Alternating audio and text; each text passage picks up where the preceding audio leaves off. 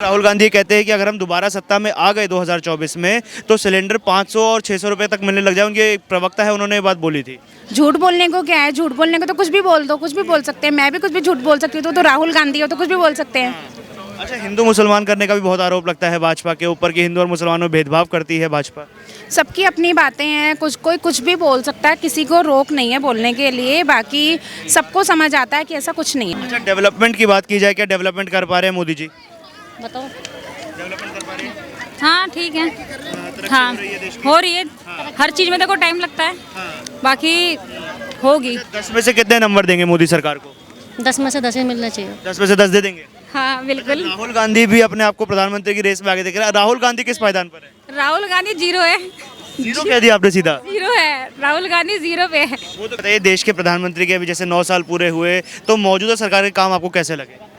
Okay okay. आपका शिवानी मथुरिया, कहाँ के रहने वाले हैं आप? दिल्ली के। दिल्ली से। हाँ जी। ये बताइए, अगले साल देश में प्रधानमंत्री पद के चुनाव है, किसे देखते हैं भारत का प्रधानमंत्री? मोदी जी को। इसका कोई खास कारण? बस एक पसंद है मोदी जी कि उन्होंने हमारे इंडिया को कितना सिक्योर किया है, कहाँ से कहाँ तक पहुँचाया है, जिसने कभी सोचा नहीं था कि हमारी दिल्ली, हमारा इंडिया यहाँ तक पहुँच जाएगा। मोदी जी ने किया है, इसीलिए मोदी जी। डेवलपमेंट इसका मेन कारण है या विपक्ष में कोई चेहरा ही नहीं दिख पा रहा है? विपक्ष में कोई चेहरा मुझे नहीं दिखता है, इसीलिए मैं यही कहूँगी कि कोई चेहरा नहीं है, इसलिए मुझे हर जगह मोदी जी ही दिखते हैं। अच्छा, एक महागठबंधन बन रहा है, सारी विपक्षी पार्टियां एक आ गई हैं। उन्होंने कहा है 2024 में भाजपा को सत्ता से उखाड़ कर फेंक देंगे, कैसा हो पाएगा? बिल्कुल नहीं हो पाएगा, बिल्कुल नहीं हो पाएगा। दिग्गज नेता भी मिलकर नहीं कर पाएंगे? बिल्कुल नहीं कर पाएंगे, क्योंकि मोदी जी हमेशा बेस्ट थे, बेस्ट हैं, बेस्ट रहेंगे। राहुल गांधी कहते हैं कि देश 20 साल पीछे चला गया है, युवाओं को रोजगार नहीं मिल रहा, जनता महंगाई से परेशान है। उनके कहने के क्या है, वो तो कुछ भी कहते रहते हैं। उन्होंने भारत जोड़ो आंदोलन इतना शुरू करा, यात्रा शुरू करी, उससे भी क्या हुआ? कुछ नहीं हुआ। जिसके करने से इतना कुछ नहीं हुआ, आगे भी कुछ नहीं होगा। भारत जोड़ने की वो बात कर रहे थे, भारत टूटा कब था? नहीं, उन्होंने एक चलाया था ना भारत जोड़ो आंदोलन या यात्रा चलाई थी, वो उनकी अपनी मेंटालिटी है। बाकी भारत कभी टूटा ही नहीं था और मोदी जी ने उसको और अच्छा पक्का कर दिया। अच्छा, तो मैं महंगाई का मुद्दा लगातार उठाया जाता है, उसमें ये बात कही जाती है कि पेट्रोल 100 के पार चला गया है और सिलेंडर 1000 के पार। तो क्या कहीं ना कहीं आम जनता की जेब पर इन चीज़ों से फर्क पड़ता है? बिल्कुल पड़ता है, थोड़ा बहुत तो पड़ता है, पर क्या करें, खांसी जुकाम कोई भी बीमारी ठीक करने के लिए कड़वी दवाइयाँ पीनी पड़ती है ना, तो इसलिए थोड़ी थोड़ी परेशानियाँ तो झेलनी पड़ेंगी। तो ये कड़वी दवाइयाँ हैं। बिल्कुल कड़वी दवाइयाँ हैं। पर राहुल गांधी कहते हैं कि अगर हम दोबारा सत्ता में आ गए 2024 में तो सिलेंडर 500 और 600 रुपए तक मिलने लग जाए। उनके एक प्रवक्ता है, उन्होंने ये बात बोली थी।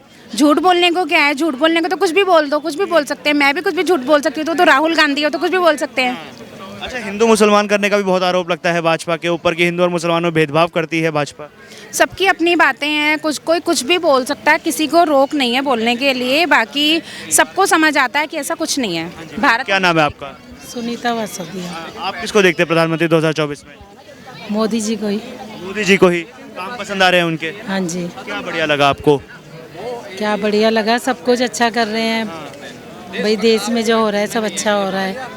महंगाई तो है थोड़ी, बाकी आगे के लिए तो अच्छा ही है ना। अच्छा मैम, एक अभी ब्रेकिंग न्यूज़ आई है, उसमें कहा जा रहा है कि 2000 के नोट का सर्कुलेशन अब सरकार जो है सितंबर तक रखेगी और नोट नहीं छपेंगे, तो एक दूसरी नोटबंदी आ गई है, क्या कहेंगे इस पे? हाँ, इस चीज़ के लिए तो मुझे थोड़ा सा गुस्सा है कि ऐसे नहीं करना चाहिए, क्योंकि हमारी जो भी सेविंग है थोड़ी थोड़ी, हम लोग हाउस वाइफ है, सेविंग करते हैं, ऐसे करके वो चली जाती है। जहाँ अच्छी बातें होती हैं वहाँ थोड़ी सी बुरी बातें भी होती हैं, तो हाँ थोड़ा सा गुस्सा भी है कि बंद नहीं की गई है अभी, तो सितंबर आने में कई महीने हैं, सितंबर तक का टाइम दे दिया गया है। पर मुझे लगता है कि ऐसा नहीं होना चाहिए। एक बार नोट आने के बाद बंद नहीं होना चाहिए। हाँ जी, हाँ जी। कहीं ना कहीं इस चीज़ को लेकर जनता में परेशानी हो जाती है। परेशानी तो होती है, एकदम बोल देते हैं रात के 12 बजे कि नोट बंद हो गए, तो लोग इधर उधर भागते हैं।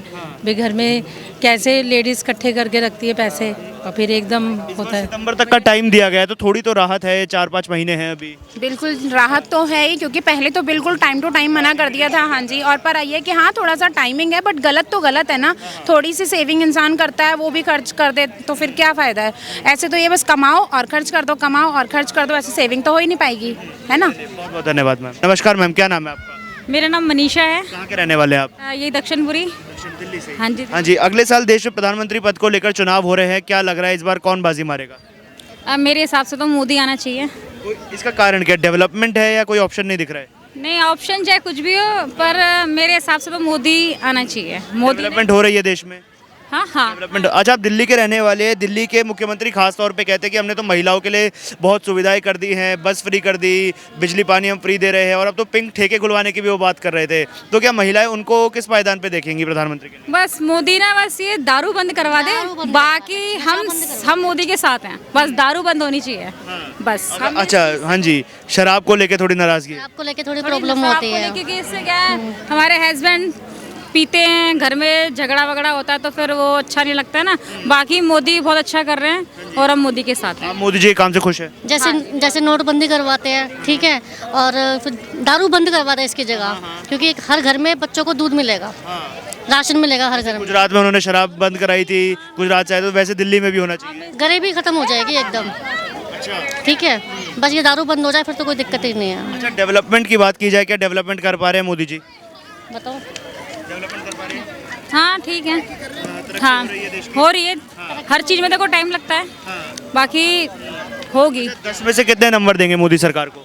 10 में से 10 ही मिलना चाहिए। 10 में से 10 दे देंगे? हाँ बिल्कुल। राहुल गांधी भी अपने आप को प्रधानमंत्री की रेस में आगे देख रहे हैं। राहुल गांधी किस पायदान पर है? राहुल गांधी जीरो है, जीरो कह दिया आपने सीधा। जीरो है, राहुल गांधी जीरो पे है। वो तो कहते हैं हम दोबारा अगर सत्ता में आ गए तो सिलेंडर फिर से हम 500-600 रुपया कर देंगे, सस्ता कर देंगे, ये रोजगार देंगे। बर्बाद कर देगा वो तो, देश को ही बर्बाद कर देगा। कुछ उम्मीद है आपको किसी विपक्ष के नेता से जो आ सकते हैं सत्ता में?